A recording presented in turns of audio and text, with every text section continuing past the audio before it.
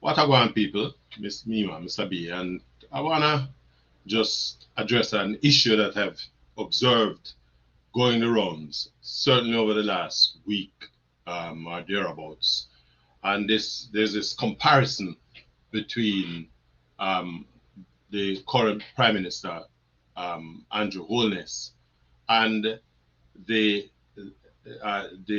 former or the late former Prime Minister of Jamaica, Michael Manley.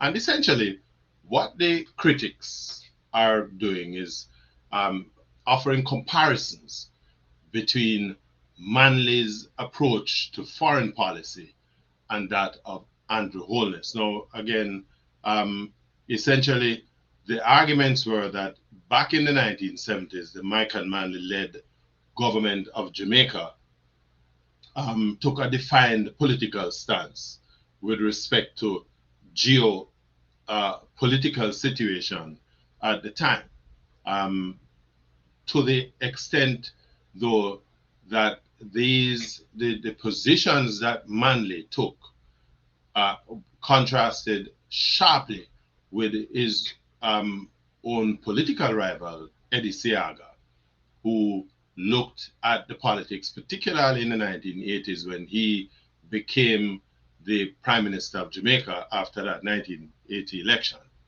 And he took a sort of what I would call a, a rightist position in terms of the political approach. Now, um, essentially, people are criticizing Holness because they believe that, or they have expressed the view that Holness's administration of Jamaica's foreign policy is tepid, weak. In other words, it puts Jamaica in a position where we seem to be literally uh, sliding around the world in the geopolitical space on our knees, as opposed to the more robust challenge that Michael Manley seemed to have represented during that time. Now, I grew up as I was a young man in the 1970s when Michael Manley was in the was at the helm of Jamaica's politics. And of course, what I will say to you is that as a young man at the time, the kind of chest beating, trumpeting, um, articulation of Jamaica's foreign policy found favor with people like myself and a lot of Jamaican youngsters who were in their late teens, early 20s at the time. Um, the fact is we were in that still late Cold War period where the United States, being our major trading partner, we depended on almost everything, on the United States for everything. The US is a place where Jamaicans favorite visiting spot, and so on. And of course the quintessential visa thing. And so when Michael decided to promote that leftist policy of social justice and the kind of politicking that was popular among us as youngsters, it pissed off the United States to the and so the United States reacted. And I've heard Andrew Holness, and I've read it where he himself spoke about the Manley approach at the time, and that it set Jamaica back for decades. Depending on who you talk to, you will get different responses. But the fact is that the United States was up in arms against the Jamaica's position, in particular, being harshly critical of Jamaica's relationship with Cuba, which was and still is our neighbor, and the implications that had with respect to the Jamaica-US relationships. And so Michael Manley's approach in terms of how he saw foreign policy, it is significant that will recognize that the political history of Jamaica, it was a significant period in the 1970s, not only for Jamaica, but the Caribbean, where there was this significant rise in leftist policies and politics. And there was a sense of nationalism and intellectual traditions that challenged what would have been the dominant neoliberal orthodoxy that existed at the time. Of course, the experiences were unique within the domestic, regional, and international environment, and it sort of shaped Manley's approach to foreign policy based on his own strong philosophical belief system about third world development. Of course, you know, at the other side, the era of the 1980s marked a sort of a dramatic shift in political ideology due to what was the changing international environment that operated at the time, which was primarily focused on trade liberalization, economic growth, foreign investment, political conservatism, and promotion of what we call pro-American values that was to ensure that the dominant ideology of capitalism remained intact. Now, contrasting the Manley approach with, well, or rather the Holness approach with the Manley approach, what one has to, you know, as a much older person today, I will say to you that I have a different read of the political temperatures. And Andrew Holness has a responsibility to make the kind of political decisions that, in his view, and remember, he is elected by the people, this is in the best interest of Jamaica. Now, keep in mind, the Jamaica Labour Party is, you know, promotes the same neoliberal, capitalistic ideas.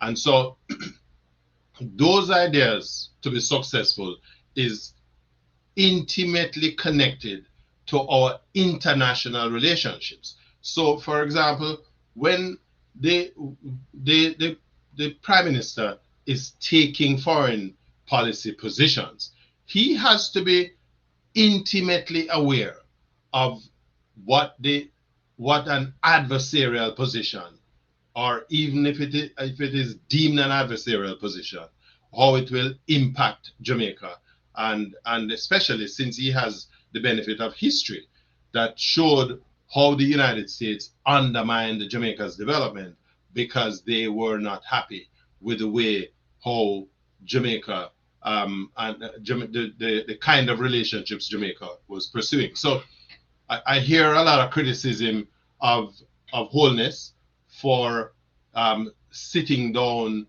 and listening to Benjamin Netanyahu.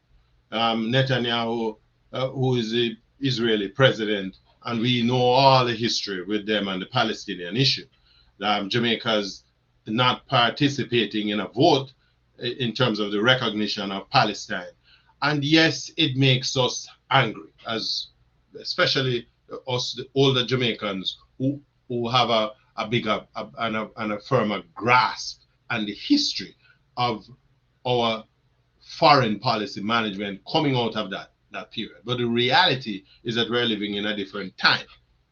Today, we have this man here, Mr. Trump, who is the president of the United States, and he articulates a policy of spite. So you imagine that Andrew Holness walk out of the meetings with the United Nations conference, and he decides to, as he has demonstrated, to basically spite Jamaica for Holness's position, because what you're doing, you literally come on my yard and you diss me. And we, as a leader, Holness have to balance this thing, right? Him have to recognize, yes, there are some positions that I believe that he needs to articulate a stronger position in terms of the U.S.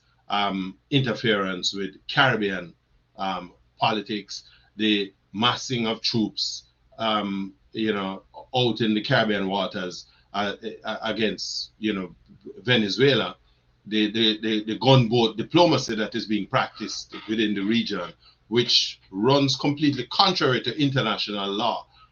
And so, as our Prime Minister, I do expect a stronger position. But I am going to be honest. I have to be.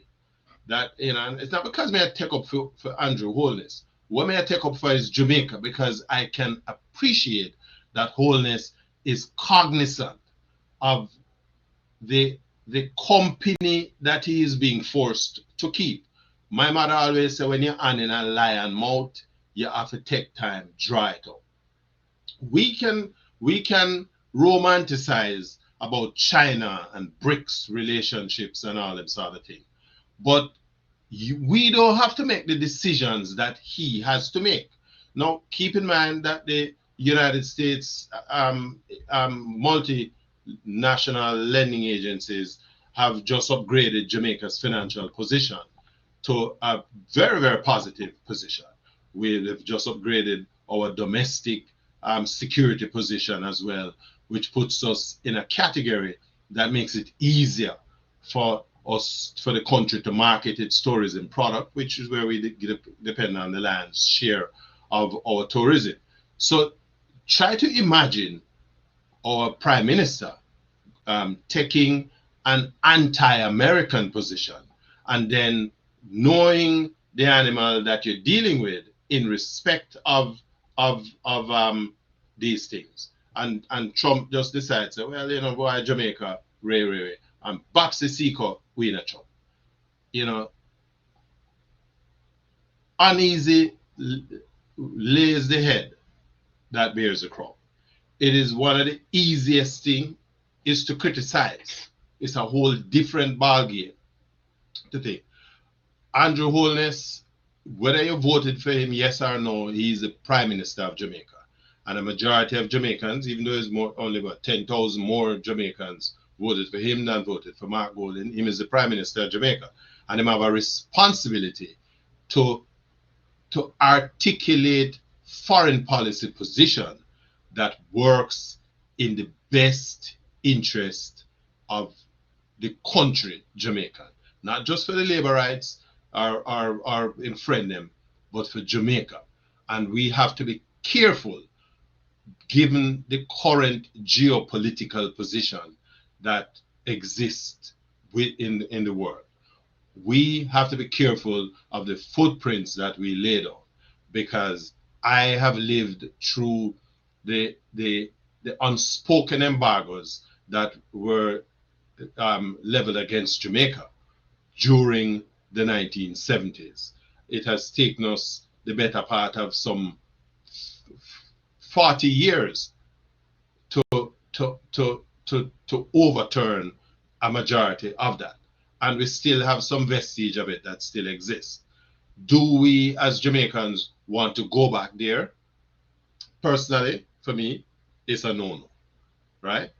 So is the big question that it leaves us with is it that Andrew Holness is a coward relative when compared to Michael Manley, or are we to appreciate that different times require different approaches, and that Mr. Holness is doing what in his mind is in the best interest of the nation Jamaica? Tell me what you think about what I think, right? Let me get your comments. If you like the video, hit the like button and of course share. And if you haven't, subscribe to the channel so we can have these kind of conversations. But most importantly, let me get your feedback in the comment section. And again, I'm going to encourage you to check out our website at yardmedia.com. Respect.